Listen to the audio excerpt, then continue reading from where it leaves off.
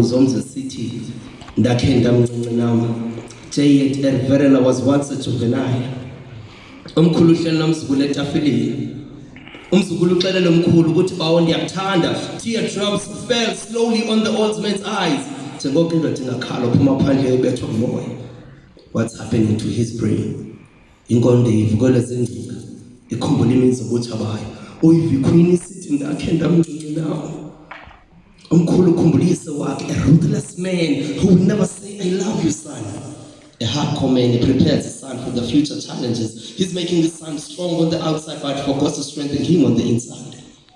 Umkhulu grew up doing irregular things. If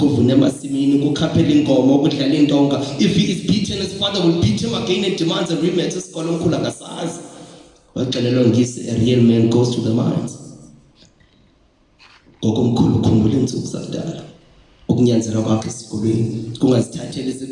Being a political activist left him with a criminal record.